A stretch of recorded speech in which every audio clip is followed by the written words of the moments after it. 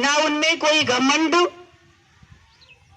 ना उनकी भाई जी जैसे सुना रहे थे कि अपने बहुत दुख के दिन उन्होंने देखे, तभी भी वो धर्म से कभी विमुख नहीं हुए, दरबार से विमुख नहीं हुए।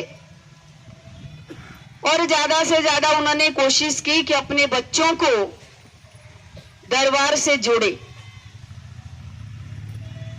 और उसी माँ बाप की तपस्या पूरी होती है। आपने वकील बना दिया, अपने बच्चों को डॉक्टर बना दिया, इंजीनियर बना दिया, सारी डिग्री दिला दी। अगर माँ बाप ने अपने बच्चों को नाम की डिग्री नहीं दी तो उनकी तपस्या पूरी नहीं हो सकती। तो मैं उस दिगंबर आत्मा को नमन करती हूँ कि उन्होंने अपने बच्चों को दरबार में जोड़ दिया, उनकी तपस्या पूरी हो गई।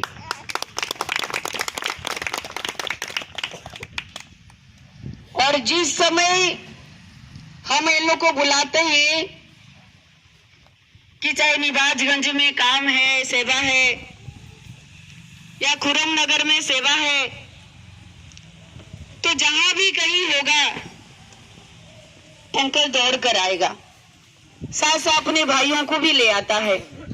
तो किसकी प्रेरणा थी? माता पिता की। तो इस संसार के अंदर आए हैं, सो जाएंगे राजा रंक फकीर, एक सिंहासन चढ़ चला एक बांधा जाए जंजीर। जिसका जन्म हुआ है उसकी मृत्यु निश्चित है, लेकिन अपनी जिंदगी में मृत्यु से पहले जिसने अपनी मंजिल को पा लिया, जीना तो थोड़ा ही भला जो सत सुमिरन में जाए, वही जिंदगी अच्छी है।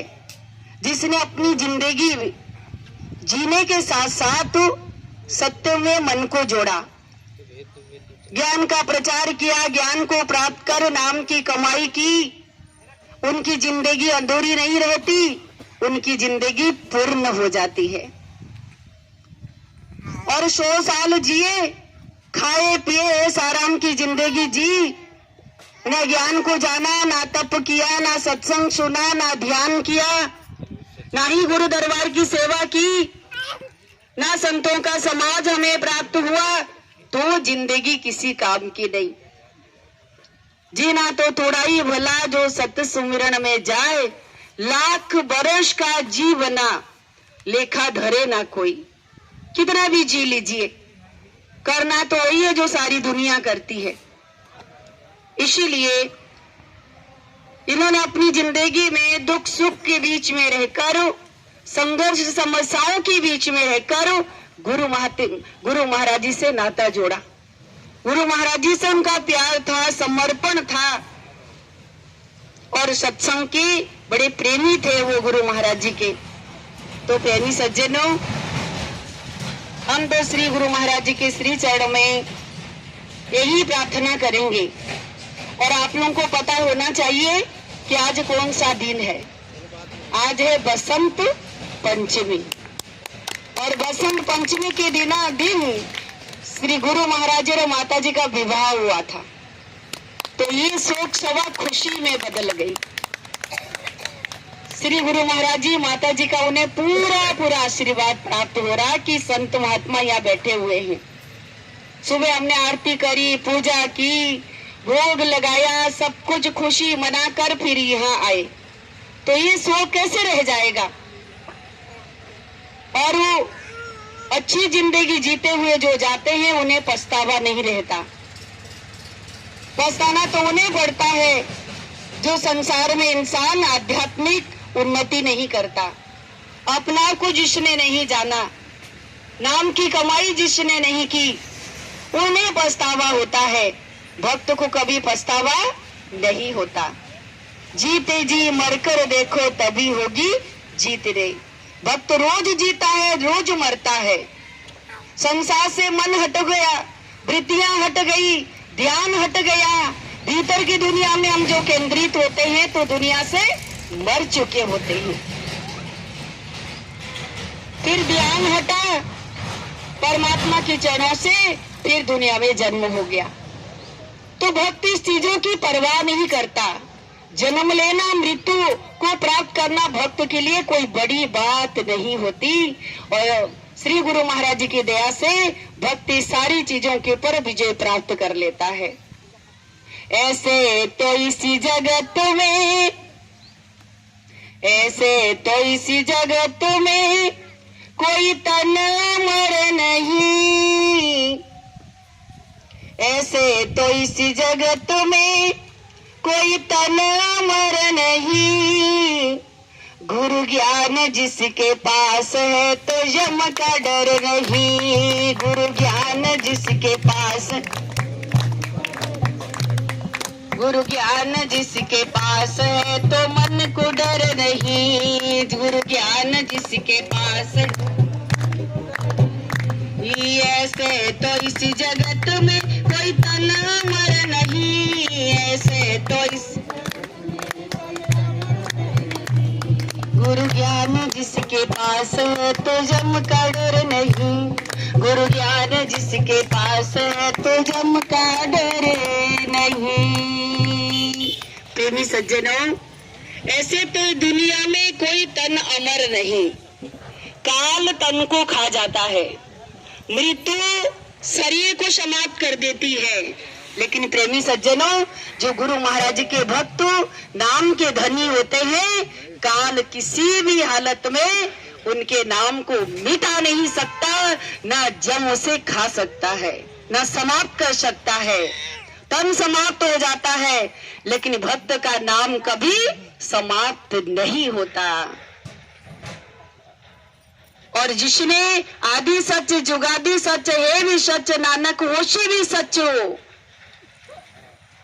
वो दिव्य प्रकाश में नाम में जिसने अपने मन को जोड़ा, वो तो अमर होकर चले जाते हैं। इसलिए हम शिक्षा ले कि घर गृहस्थी संसार में रहकर अपने ध्यान को, अपने मन को हरि भजन में लगाए, ज्ञान के प्रचार में लगाए। माता जानकी का अपहरण करता हुआ जो दशानन रावण ले जा रहा था, तो विरोध किसने किया था? माता बिलख रही थी, कभी अपना हार डाल रही थी, कभी अपने वस्त्र डाल रही थी, कभी अपने पायल तोड़ करके डाल रही थी कि कोई तो मुझे बचाओ। लेकिन किसी मानव के अंदर हिम्मत नहीं थी जो माता जानकी की रक्षा कर सके। लेकिन उस बीच आकाश मार्ग में जो दशानन रावण माता जानकी को लेके जा रहा था रथ पे बिठाकर, तो उनका सामना किसने किया? जटायु। जटायु ने किया। जटायु मानव नहीं थे, पक्षी। और पक्षी के अंदर कितनी क्षमता होती है, कितनी ताकत होती है भाइयों माताओं। वो कितना लड़ सकता है, कितना विरोध कर सकता है। लेकिन जटायु के अंदर भगवान के श्री चरणों में इतना विश्वास, इतनी निष्ठा, इतना प्रेम था, और प्रेम के सागर में डूबे हुए थे। उन्होंने कहा, ठीक है, मैं सामर्थ्यवान नहीं हूं, लेकिन मैं अधर्म का विरोध जरूर करूंगा। और टूट पड़े। चोंच मार मार कर दशानन रावण को उन्होंने घायल किया था। वो जमीन पे गिरा और बेहोश हो गया। जो छुड़ा कर लेके जाने लगे, माता जानकी को होश आया, रावण को, और क्रोध में तमतमाते हुए उसने पंख काट दिए। किसके? जटायु के। और सबसे बड़ा बल होता पक्षी को किससे? पंख से। वो कैसे उड़ेगा? उसके पंख ही कट गए और जमीन पे गिर पड़ा। और जमीन पे गिरे गिरे जो अंतिम श्वास गिन रहे थे, तो किसका ध्यान कर रहे थे? शरीर का, संसार का। आगे परा गिद्धपति देखा, सुमिरत राम चरण चिन्ह रेखा। राम के चरणों का ध्यान, भगवान का ध्यान कर रहे थे। और ध्यान में इतनी ताकत होती है, सुमिरन में इतनी ताकत होती है। जो उन्होंने राम का ध्यान किया, आप देखिए पूछते पूछते प्रभु श्री रामचंद्र जी वही प्रकट हुए जहां गिद्ध जटायु पड़े हुए थे।